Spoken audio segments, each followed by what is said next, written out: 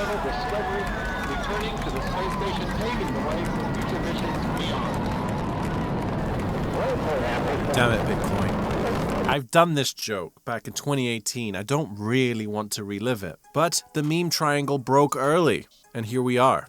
Again, reaffirming to me, in case it wasn't already obvious, that on-chain analysis trumps chart analysis, and our ability to know what's going on-chain is thankfully getting better as time goes on. Today we got to talk about support zones using on-chain data, how to trade what's happening on Bitcoin, or calm your anxieties if you're holding. Michael Saylor is back, doing the Lord's work as usual. U.S. Treasury Secretary nominee Janet Yellen seemingly does a 180 on her stance on crypto. The world's largest asset manager getting into crypto, and it's maybe not a positive thing. But first, no, I'm not going to talk about the stupid double spend controversy. What a non-story. It didn't even happen.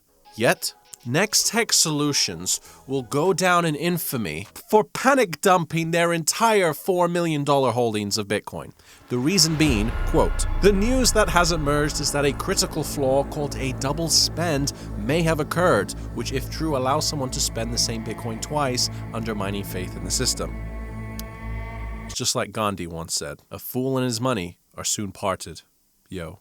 Anyway, looking at the most recent analysis by Whale Maps, a lot of the buy support actually lines up to Fibonacci retracement lines, so traders are paying attention to that at least. We bounced pretty good at the 30K level, potentially just because Bitcoin had fallen so far so quickly, but also potentially on the news that Michael Saylor, who is essentially the Batman of Bitcoin right now, comes in to save the day, but also represents the yearly open and is a confluence of support. So for trading, long right now, shorting Bitcoin if these levels are broken. Whale Maps estimates that the next level of reportable support is 23,800 to 22,600. 20K being, quote, super strong support.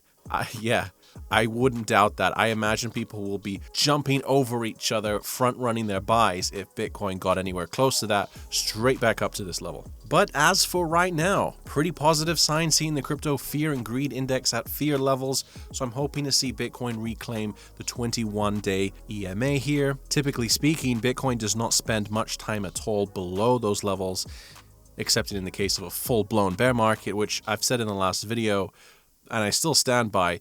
On-chain indicators, other indicators do not predict such a thing right now. But let's stick to the more positive news. Michael Saylor, can I get an amen? MicroStrategy CEO Michael Saylor invests $10 million more in Bitcoin by the dip. MicroStrategy has purchased approximately 314 Bitcoin.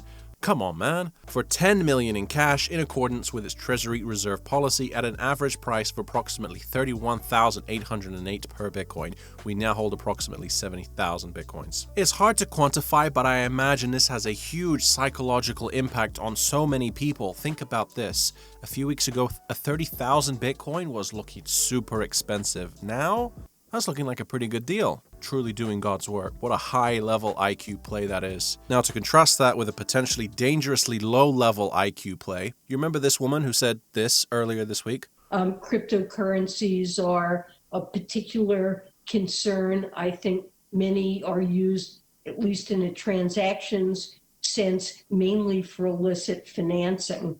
And I think we really need... I'm going to need a source on that, Janet. That is a groundbreaking and completely unbacked statement. If I had to hazard a guess why she would say something like that, maybe it's because she wasn't happy about being featured in this iconic meme. And I mean, look at that guy. Clearly a terrorist. But many pointed to her statements here as the nominee for the U.S. Treasury Secretary as one big reason for the market downturn. I don't personally know about that. I think this would have happened without anyone saying anything stupid, to be honest. But in perhaps a logical 180, today, U.S. Treasury Secretary nominee Janet Yellen acknowledges potential benefits of crypto. I think it's important we consider the benefits of cryptocurrencies and other digital assets and the potential they have to improve the efficiency of the financial system. I hope at least she opened a short up on Binance. I hate to think that officials are completely brain dead, thinking it's okay to say cryptocurrency is literally mainly used for terrorism. It brings a lot of benefits. Like, what is that? What are you even saying? Well, I think we need to look closely at how to encourage their use for legitimate activities while curtailing their use for malign and illegal activities. If confirmed, I intend to work closely with the Federal Reserve Board and the other federal banking and securities regulators on how to implement an effectively this needs more commas, an effective regulatory framework for these and other fintech innovations, she explained. Okay, that's fine. Why don't you just say that? Like, I have whiplash right now. If Bitcoin, for example, was a publicly traded business, she would probably be in trouble for securities fraud. Using her position of power to claim a business is only mainly used for terrorism. Then saying days later it's okay, we'll regulate it? That's literally the definition of market manipulation.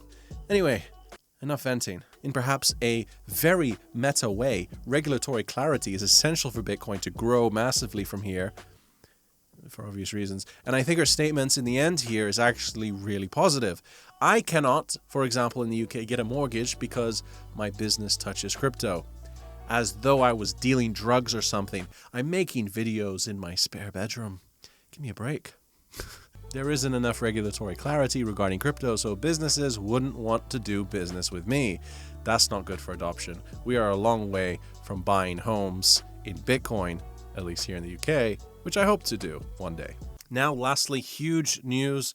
BlackRock eyeing cash-settled Bitcoin futures. The world's largest asset manager with $7.8 trillion under management filed prospective documents on Wednesday for the BlackRock Global Allocation Fund and BlackRock Funds V, saying each could invest in derivatives that drew value from various financial instruments, including Bitcoin. In other words, they are looking to put some of their investment allocation into Bitcoin. Now, this has yet to pass. It's merely a filing, so I wouldn't get ahead of myself, but I don't see this being rejected. It's not immediately beneficial to Bitcoin, so therefore, probably going to go through. I'm a little jaded. Forgive me. So what's the problem? The problem with it is that it's cash settled. In the same way people claim gold is suppressed, you can buy and trade gold, but a lot of it is done on paper. So effectively, there's an infinite supply of gold, which it does nothing positive for the price. Effectively, BlackRock, if they get their way, will be investing in fake Bitcoins. I am, however, going to stop at saying that this is a bad development. It's obviously not what we would have chosen. I think BlackRock investing in physical Bitcoin, much like Michael Saylor is doing, would probably be one of the most bullish things ever. But at least this is good for one reason: legitimacy. This is one step closer to regulatory clarity, one step closer to a Bitcoin ETF approval, one step closer to being good for Bitcoin. Shout out to Jan watching me from Belgium. Thank you. Thank you to everybody else watching me too. Appreciate it. Ascending, not a descending, but symmetrical. Everybody calm down! What does this mean? Likely a continuation within this shape, followed by a violent move either up or down. I can already see the YouTube thumbnails.